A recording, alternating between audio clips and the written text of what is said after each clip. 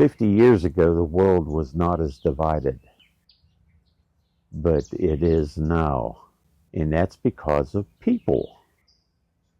People don't want to do things for the good of the people, the masses. They want to do what's good for them. Yeah. They want to have the power, the political power, Yeah. to make changes that they see as essential. They're not essential, but they do, and devil be damned if they don't strive to do that. And it's their own weakness, but sometimes they succeed. People will say either you're a lion or you're a sheep. I'm a sheep for sure. And it sounds like someone who wants to be a lion or thinks that they're a lion thinks that that's kind of the ideal person, is the person who's the lion, and everybody should be a lion. And I don't think so. I think if we were all more willing to not be the lion and try to control things, I think if we were more willing to change ourselves and not think of ourselves as the individual narcissistic person that we tend to make each individual person out to be, I think we could learn from each other a little bit more. That's how we learn. Exactly. From one another. I love that. And we learn from others' mistakes. Yeah, yeah. And I tell my students, and I hope I mean it for myself, mistakes are not always bad. They can be, but use it for good. And if you make a mistake, then you know next time I'm going to do it this way. Or I'm not going to do that again because I learned. So if you learn from your mistake, it's worthwhile. It's like the trial and error. You do stuff, you fail at it, realize that you failed at it, and try to do better the next time of learning from it. Yeah. And being willing to change and stuff is a big part of that too. Yeah. It's not expecting everybody around you to change, but to be willing to change yourself. And then it branches you out into the sense of how can I help other people too?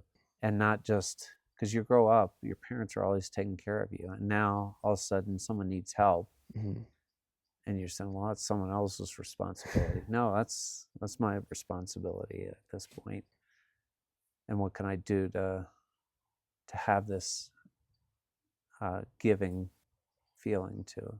And if you can look at things, any education, on how can I make people better, not me.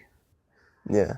And you have to get a job, you have to get paid, and obviously the better pay you can have, the better choices you can make sometimes. But it's the world's not about me. How long has the world been here with people in it?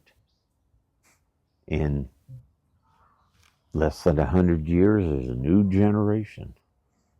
Maybe 50 years, there's a new generation. But yeah, it's what can I do to make people better, to enjoy the time they have here better. The whole purpose of government is for the mass, for the general population. And if you can't see that you're in there, you should not be in there. So, but anyway. Yeah, I agree. A lot of them should not be there. I'm not a fan of most of our leaders that are in our world at this point because I think they're so self-serving. Our purpose is to help others and not just look to ourselves. And to understand other people's perspective and try to walk in their shoes. Because until you do, you may think you know their circumstances and perceive them in a certain way, but you may not. You may not. We usually don't. Yeah. Until we know another person's struggles. Yeah. And so I just think our purpose is to love others, serve, and whether they share our belief or not, I would love for them to share my belief, and I'm willing to share it with them, but they don't have to. They can, I want to love people where they are. What would you say, like, throughout your life, like, what has brought you the most happiness? What has made your life better? My wife, Yeah? Linda. Yeah. She has made my life well worthwhile, positive, not perfect, because I'm not a perfect person. We all are not perfect people. But yes, she together is what made our marriage good for both of us, I think. Huh. Thankfully, God has kind of directed me in a different path and supported me with my wife, who's very supportive of pushing me to be a better person, and my kids pushing me to be better persons, be willing to change, even though someone's younger and less experienced is probably teaching me a lot, because Ian teaches me a ton. It's cool. So I'm very thankful. I love my grandsons above all else.